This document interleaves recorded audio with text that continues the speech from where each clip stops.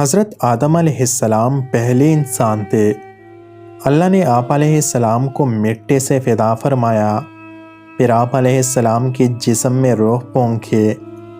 اللہ نے آپ علیہ السلام کے لیے آپ علیہ السلام کی بیوی حضرت حوا علیہ السلام کو پیدا فرمایا۔ اس طرح آپ علیہ السلام کے ذریعے نسل انسانی کا آغاز ہوا۔ یوں حضرت آدم علیہ السلام کو ابو البشر یعنی تمام انسانوں کے والد اور اماں حوا علیہ السلام تمام انسانوں کی ماں کہلائے۔ آپ علیہ السلام کا لقب صفی اللہ بے ہے، جس کا معنی ہے اللہ کا چنا ہوا۔ اللہ نے فرشتوں کے سامنے حضرت آدم علیہ السلام کی پیدائش کا ذکر فرمایا کہ میں زمین میں انسان کو اپنا نائب بنانے والا ہوں۔ فرشتوں نے عرض کیا آپ ایسی مخلوق بنائیں گے جو زمین میں فساد مچائے گی اور خون بہائے گی؟ فرشتوں نے یہ بات اسی لیے کی کیونکہ انسانوں سے پہلے جنات کو پیدا کیا گیا تھا، لیکن انہوں نے زمین میں خوب فساد مچایا تھا۔ اللہ نے فرمایا، جو کچھ میں جانتا ہوں وہ تم نہیں جانتے۔ اللہ نے حضرت آدم علیہ السلام کو تمام چیزوں کے نام یعنی ان کا علم سکھا دیا، پھر ان چیزوں کو فرشتوں کے سامنے پیش کیا۔ فرشتے ان چیزوں کے نام نہ بتا سکے۔ حضرت آدم علیہ السلام نے ان سب چیزوں کے نام بتا دیے کیونکہ اللہ نے حضرت آدم علیہ السلام کو علم کے لحاظ سے فضیلت عطا فرمائی تھی۔ یہ واقعہ سورہ البقرہ میں بیان ہوا ہے۔ اللہ نے فرشتوں کو حضرت آدم علیہ السلام کو سجدہ کرنے کا حکم دیا۔ تمام فرشتوں نے حضرت آدم علیہ السلام کو سجدہ کیا، لیکن شیطان نے سجدہ نہ کیا۔ شیطان جنات میں سے تھا، لیکن اللہ نے اس کی عبادت گزاری کی وجہ سے اسے فرشتوں میں شامل کر دیا تھا۔ شیطان نے تکبر کیا اور حضرت آدم علیہ السلام سے حسد کیا۔ اللہ نے شیطان سے پوچھا کہ تم نے میری حکم کی نافرمانی کیوں کی؟ شیطان نے کہا، میں آدم سے بہتر ہوں، تو نے مجھے آگ سے پیدا کیا ہے اور آدم کو مٹی سے پیدا کیا ہے، اس لیے میں اسے سجدہ نہیں کروں گا۔ اللہ نے فرمایا، تجھے ہرگز یہ حق حاصل نہیں کہ تو یہاں رہ کر تکبر کرے، اس لیے تو یہاں سے ذلیل اور رسوا ہو کر نکل جا۔ شیطان نے اللہ سے قیامت کے دن تک کی مہلت مانگی تاکہ وہ اللہ کے بندوں کو اللہ کے سیدھے راستے سے ہٹا سکے۔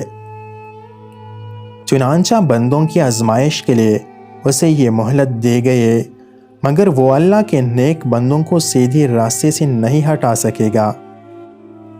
اللہ نے حضرت آدم علیہ السلام کے لیے حضرت حوا علیہ السلام کو پیدا فرمایا اور ان دونوں کو جنت میں رکھا۔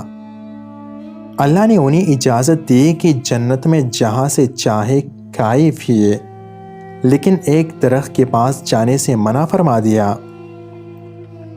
شیطان نے ان دونوں سے کہا، کیا میں آپ کو ایسے درخت کے بارے میں نہ بتاؤ کہ جس کا پھل کھانے سے آپ دونوں فرشتے بن جاؤ اور آپ کو ایسی زندگی اور بادشاہت مل جائے جو کبھی ختم نہ ہو؟ وہ قسمیں کھانے لگا کہ میں تو صرف آپ دونوں کی بھلائی چاہتا ہوں۔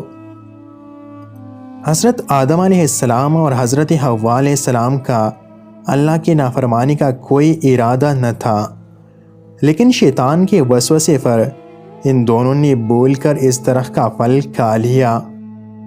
وہ پھل کھاتے ہی ان کے جنتی لباس نہ رہے اور جنت کے پتوں سے اپنے جسم کو چھپانے لگے۔ حضرت آدم علیہ السلام اور حضرت حوا علیہ السلام کو فوراً اپنی اس بھول کا شدت سے احساس ہوا۔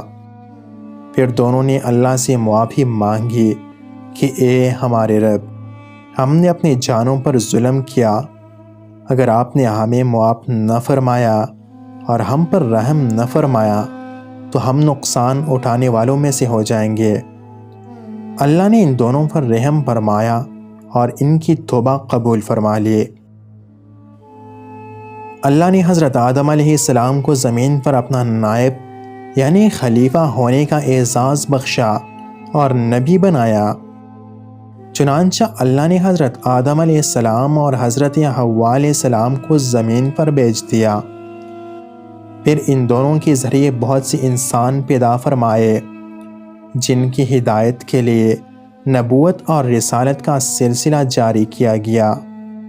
اس طرح حضرت آدم علیہ السلام کو پہلے نبی اور حضرت محمد مصطفیٰ صلی اللہ علیہ وسلم کو آخری نبی ہونے کا اعزاز حاصل ہوا۔ اللہ نے ساری انسانوں کو ہدایت فرمائے کہ شیطان تمہارا دشمن ہے، تم اس سے ہوشیار رہنا، وہ تمہیں بہکائے گا، تم میری پناہ اختیار کرنا اور میرے بھیجی ہوئی ہدایت پر عمل کرنا۔ اس صورت میں تمہیں کوئی خوف اور غم نہ ہوگا۔ اللہ سیدھے راستے پر چلنے والوں کو اپنی رحمت سے جنت میں داخل فرمائے گا، لیکن جو لوگ شیطان کے بہکاوے میں آ کر اللہ کی ہدایت پر عمل نہیں کریں گے تو شیطان کے ساتھ وہ بھی جہنم میں ڈالے جائیں گے۔